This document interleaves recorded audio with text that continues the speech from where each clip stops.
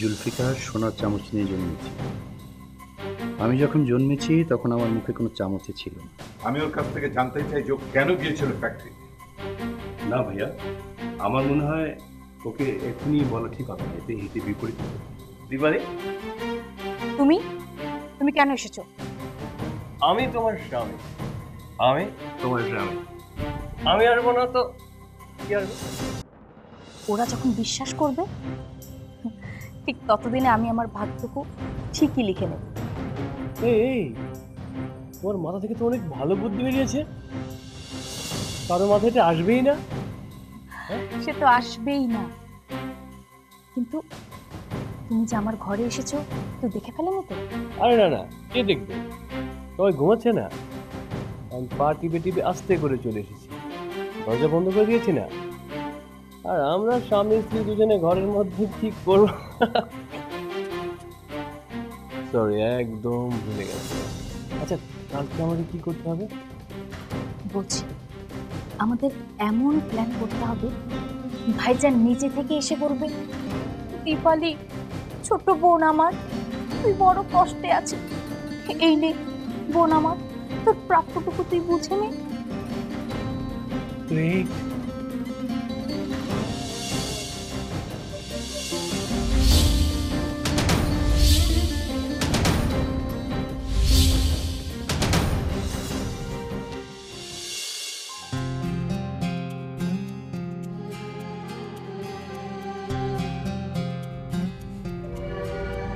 কেউ দেখেনি তো তোমাকে এখানে আসতে? কেউ দেখেনি, আর কেউ দেখলেও কোনো সমস্যা নাই, তুমি ভয় করো না। তোমার আর আমার ব্যাপারটা আম্মু জানে। মা জানেন? আর কে কে জানেন? বাবা? হ্যাঁ, আম্মু জানে, আব্বুও জানে। আর আব্বু তো বলেছে খুব শীঘ্রই আমাদের বিয়ের ব্যবস্থা করবে। বিয়ে দিয়ে দেবে? কি বলছো তুমি? হ্যাঁ, আমি ঠিক বলছি, তুমি আমার কথা বিশ্বাস করছো না? জানো, আজকে আম্মু আমাকে জিজ্ঞেস করলো আমি কাউকে ভালোবাসি কিনা। আমি বলেছি হ্যাঁ, আমি তোমার কথা বলে দিয়েছি, তোমার কাজের কথা সবকিছু জানে। আম্মু খুব খুশি হয়েছে, আম্মু তো আব্বুকেও বলে দিয়েছে। ইনফ্যাক্ট আমাকে নিয়ে বিয়ের গয়না পর্যন্ত বানাতে গিয়েছে।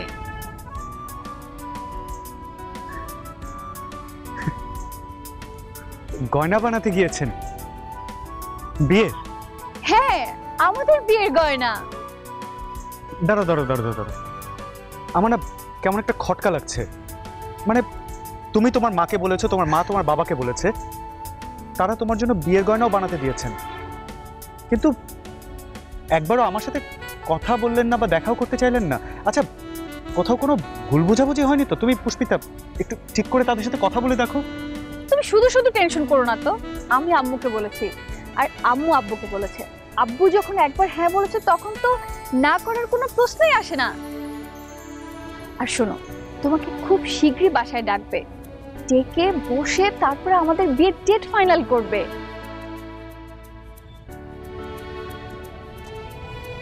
সবই তো ঠিক আছে, কিন্তু পুষ্পিতা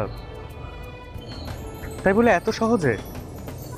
মানে তোমার বাবা খুব ভালো করে জানেন আমি কেমন চাকরি করি, স্যালারি কেমন পাই, তারপর তিনি হ্যাঁ বলে দিলেন। আরে বাবা, নিশ্চয়ই আব্বু তোমার মাঝে এমন কোনো গুণ দেখেছে যার ফলে তোমাকে পছন্দ করেছে। আর শোনো, সবকিছুর মধ্যে নেগেটিভ জিনিসটা বের করো না, পজিটিভলি দেখো।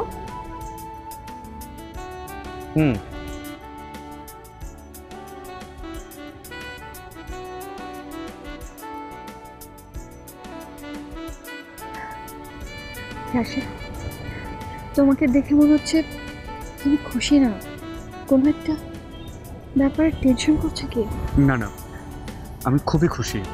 আসলে সবকিছু এত আচমকা হয়ে যাচ্ছে যে আমি আসলে তোমাকে বুঝিয়ে বলতে পারবো না পুষ্পিতা। তারপরও কোথায় যেন একটা শঙ্কা কাজ করছে আমার। তারা সবকিছু জানেন, ঠিক আছে, তাই বলে আমার সাথে একবার কথা বলতে চাইবেন না, দেখা করতে চাইবেন না?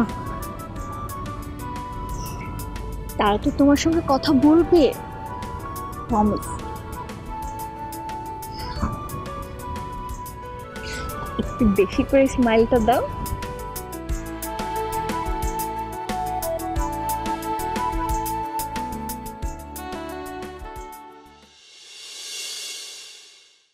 সেই সুরে কাছে দূরে জলে স্থলে বাজায়। তোমাকে কতদিন পরে গান গাইতে শুনলাম, খুব ভালো লাগছে, আমি খুব হ্যাপি। আমি খুব হাঁপিয়ে উঠেছি জানো তো। না তোমাকে সময় দিতে পারি, না আমার সময় হয়, আমার একদম ভালো লাগে না। এক কাজ করি, কালকে তোমাকে নিয়ে কফি খেতে যাব, কিছুটা সময়ও কাটানো হবে। সত্যি? তাহলে আমরা কফি খেতে যাবো তো? সত্যি সত্যি যাব। জানো ফাহিম, আম্মু না আপুর বিয়ের জন্য এখন থেকে গয়না কেনা শুরু করে দিয়েছে, আর মাঝে মাঝে বলে যে আমার জন্য পাত্র দেখে আমাকে বিয়ে দিয়ে দেবে। ও আচ্ছা, তাহলে তো খুব ভালো। তাহলে নিশ্চয়ই তোমার বাবা মায়ের দেখা পাত্র আমার চাইতে অনেক বেশি ভালো হবে।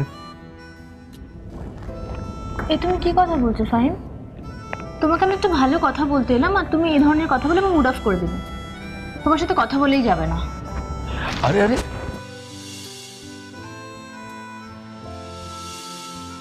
আমি তো ইয়ার্কি মারছিলাম। তুমি খুব ভালো করে জানো আমার এরকম ইয়ার্কি একদম ভালো লাগে না, সবসময় শুধু ইয়ার্কি। তুমি খুব ভালো করে জানো তোমাকে ছাড়া আমি কাউকে বিয়ে করতে পারবো না, মরে গেলেও না। একদম আমার সামনে কথা বলবে না। বাঁচবো, আমরা খুব সুন্দরভাবে বাঁচবো।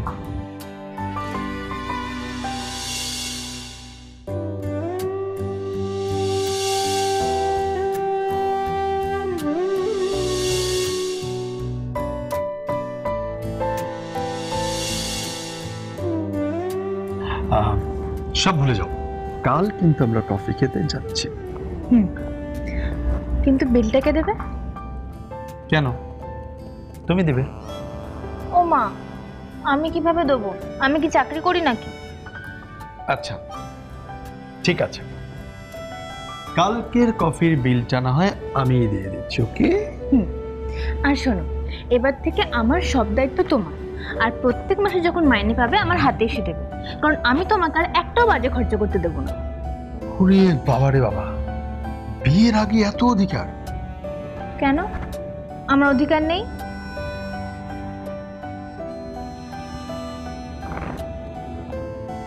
আমার সব কিছু শুধু তোমার। আমার আর কিচ্ছু চাই না, শুধু তোমাকে চাই। আর আমি তোমাকে।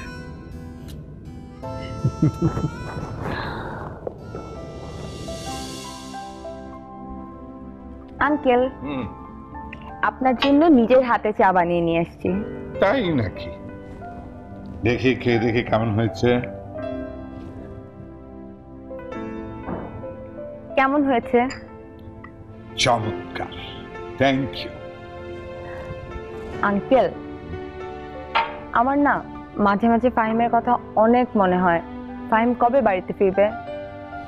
আই মিস হিম। সেটা তো আমিও করি।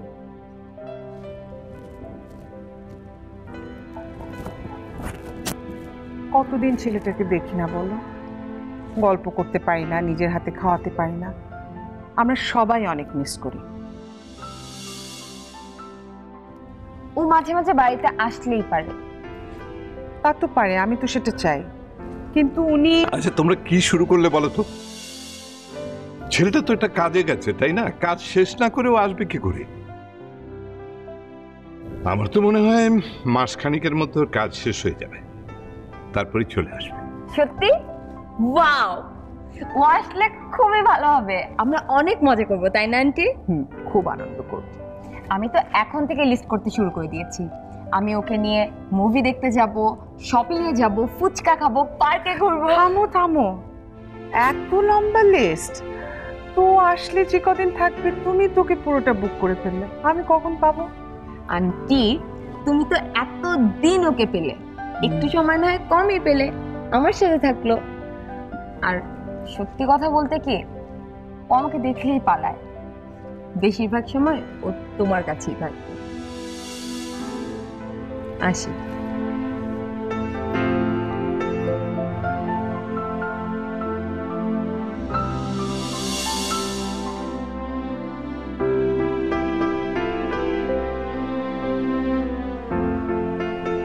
মেয়েটা কি চমৎকার, তাই না? সবসময় খুব হাসি খুশি থাকে। আমার জন্য চমৎকার এক কাপ চা বানিয়ে নিয়ে এসছে। আচ্ছা রেবেকা, তুমি কি চাও না যে মেয়েটা এই বাড়ির বউ হয়ে থাকুক? তুমি কি ওকে পছন্দ করো না? কেন পছন্দ হবে না? মেয়েটি তো ভালো, কিন্তু আমার আর ফাহিম দুজনেরই মনে হয় মেয়েটা সংসারী টাইপের না। আর ফাহিম কখনো ওকে এই চোখে দেখেনি।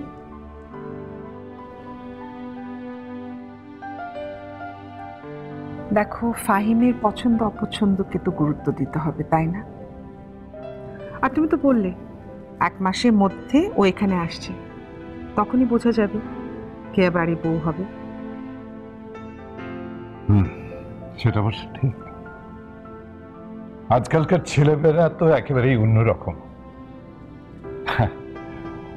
আমাদের সময়ে বাবা মা মেয়ে দেখে বিয়ে টিয়ে ঠিক করে আমাদের এসে বলতেন বিয়ে করতে যেতে, আমরা বিয়ে করে নিয়ে চলে আসতাম। বাবা মা সবসময় ছেলে মেয়ের ভালোই চান। আমি মানি ছেলে মেয়েরা এখন বদলে গেছে, কিন্তু আমার ছেলে একদম অন্যরকম। ওর জন্য আমি যে মেয়েকে ঠিক করব, ও চোখ বন্ধ করে তাকে বিয়ে করবে, একটু আপত্তি করবে না, আমি জানি। আমিও জানি সেটা। ঠিক আছে, ও যখন বাড়িতে আসবে তখন তাকে জিজ্ঞেস করে নিও, তারপরে না হয় সবকিছু ঠিক করবে। তুমি একটু টেনশন করো না, সময় হলে আমি সব বলবো, ওর কাছ থেকে জেনে নেব, ঠিক আছে?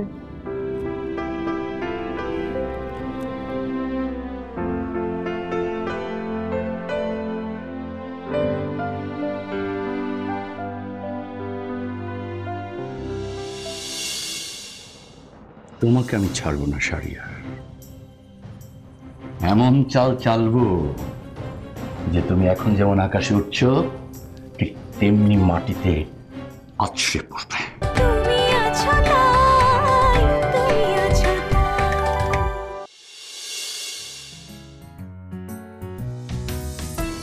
স্যার আসবো? ও হ্যাঁ ফাহিম, এসো এসো এসো, বসো। কিছু বলবে?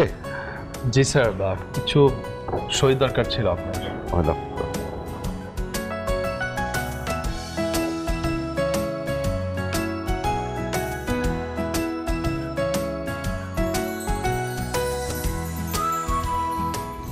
এই রিপোর্ট কি তুমি তৈরি করেছো? হ্যাঁ স্যার। বাহ, good, very good. Thank you sir. আসলে এর আগে তো কেউ এত সুন্দর করে রিপোর্ট দেয়নি। ভালো ভালো।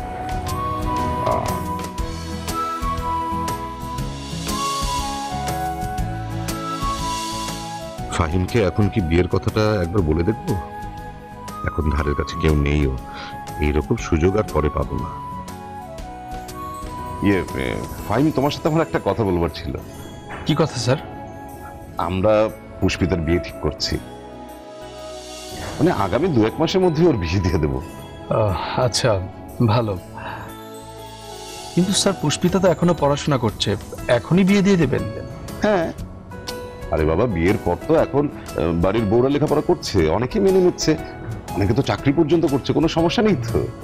জি, পুষ্পিতা তো ভালোবাসে রাশেদকে, সে কথা কি জানে শওকত স্যার? তাহলে কার সাথে ওর বিয়ে ঠিক করলো, ব্যাপারটা তো জানতে হবে। স্যার, বলছিলাম যে আপনি যে পাত্র ঠিক করে ফেলেছেন সে কি করে? পাত্র তো একজন নজরে আছেই। আচ্ছা ফাহিম, তোমার কেমন লাগে পুষ্পিতাকে? তোমাকে আমি ছাড়বো না সারিয়া।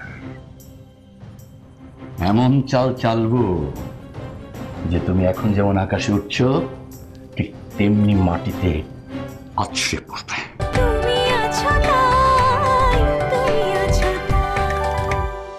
আচ্ছা ফাহিম, তোমার কেমন লাগে পুষ্পিতাকে? জি, ভালো, খুব ভালো। আপনার মেয়ে খুব ভালো স্যার, যে ঘরে বউ হয়ে যাবে সবার মন জয় করে নেবে। আসলে আমার মেয়েদের আমি এমন ভাবে মানুষ করেছি না ওরা যে সংসারে যাবে সেটাই সোনার সংসার হয়ে যাবে। স্যার আপনাকে একটা কথা বলবো। হ্যাঁ বলো। আসলে কথাটা যে আপনি কেমন করে নেবেন আর কিভাবে যে বলি, স্যার আজকালকার বাবা মায়ের উচিত সন্তানদের বিয়ে ঠিক করার আগে তাদের সঙ্গে একটু কথা বলে নেওয়া। তুমি কি ভেবেছো আমি পুষ্পিতার সাথে কথা না বলে এরকম সিদ্ধান্ত নিয়েছি? না না না না না, আমার পরিবার কিন্তু সেরকম পরিবার না। ওর সাথে কথা বলেই আমরা সিদ্ধান্ত নিয়েছি, আর ও খুব খুশি। আচ্ছা তাহলে তো স্যার আপনার একটা ধন্যবাদ প্রাপ্য। না না না না, সেরকম কিছু না। আচ্ছা ফাইন, তোমাকে আমার একটা কথা বলবার ছিল। মানে আমি বলতে চাইছিলাম যে excuse me sir, head office থেকে ফোন এসেছে, আমি আপনার সঙ্গে পরে কথা বলছি। আসি স্যার। ধ্যাত্তেরি, ওর সাথে কখনোই আমি বিয়ের কথাটা বলে উঠতে পারছি না। যখনই বলতে যাচ্ছি তখনই একটা ফ্যাক্টরা বেজে যাচ্ছে। না না না না, আমাকে সুযোগ করে কথাটা বলতেই হবে, বলতেই হবে কথাটা।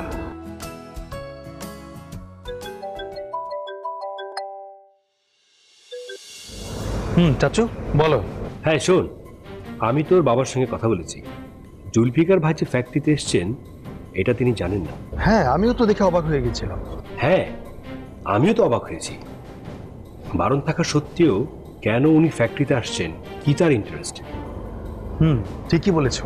কি এমন ইন্টারেস্ট যে তাকে না করা সত্ত্বেও জোর করে এখানে আসতে হচ্ছে? আচ্ছা চাচু, এমন তো নয় যে যা কিছু ঘটছে এটার পেছনে ওনার হাত আছে? হ্যাঁ এমন সন্দেহ তো আমারও হচ্ছে, কিন্তু শোন, প্রমাণ না পাওয়া পর্যন্ত আমরা তাকে কিছুই বলবো না, ঠিক আছে? তুমি চিন্তা করো না, আমি ঠিক ঠিক প্রমাণ বের করে ফেলবো, তারপর একটা ব্যবস্থা নিশ্চয়ই করবো।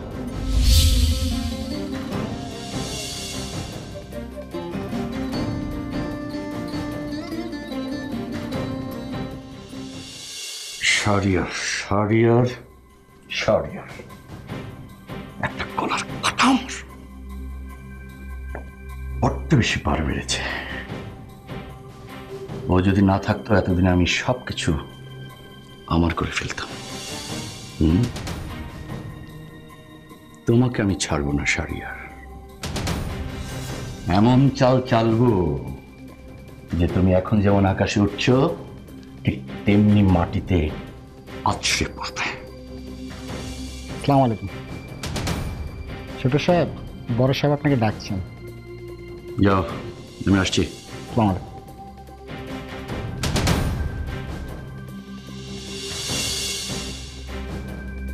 এখন কেন আবার আমাকে ডাকছে?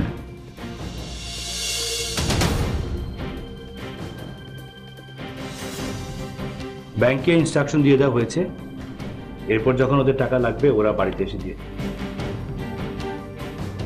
খুব ভালো করেছো। ভাইজান আমি ডেকেছো?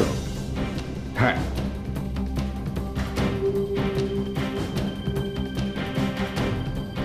জুলফিকার, আমি কয়েকদিন অফিসে যেতে পারছি না। আচ্ছা, এখানে কিছু টাকা আছে, অফিসে নিয়ে রাখবে। জি। এক ভেন্ডার লোক পাঠাবে, টাকাগুলো তাকে দিয়ে দেবে। কাকে দিতে হবে?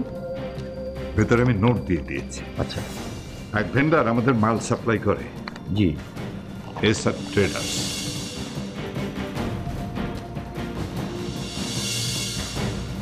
তো অনেকদিন ধরে আমার কাছে কিছু টাকা পয়সা পায়।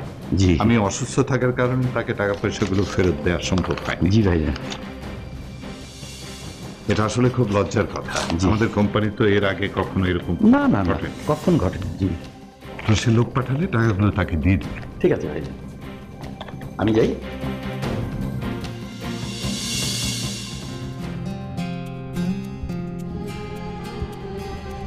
শাহরিয়ার, ফাহিমকে খুব মিস করছি। ওকে ওখান থেকে ডেকে পাঠালে হয় না? ফাহিমকে তো আমিও মিস করছি ভাইয়া, কিন্তু ওকে তো আরো কয়েকটা দিন ওখানে থাকতে হবে। ওর ইচ্ছে সমস্যাটা ওখানে মিটমাট করে তারপরে আসবে। আসলে ফ্যাক্টরিতে কে বা কারা গন্ডগোল করছে সেটা আমরা এখনো ধরতে পারিনি। ও, তাহলে তো ফাহিমকে ওখানে থাকতেই হয়। তুমি আসলে আরফানকে একদমই চেনো না। ও যে কোনো কিছু করতে পারে। ও যেদিনই বাড়িতে এসছে, দীপালি যখন এসছে, আমি জানি ও দীপালিকে বাধ্য করবে তোমার ভাইজানের কাছ থেকে টাকা নিতে। তুমি কোনো চিন্তা করো না, আমি সময় সুযোগ মতো ফাহিমের সাথে বিয়ের বিষয়টা নিয়ে কথা বলবো। আর এবার ঘুরিয়ে পেঁচিয়ে না, একেবারে সোজাসুজি বলবো। তাই বলবে, আর কোনো বাহানা শুনতে চাই না।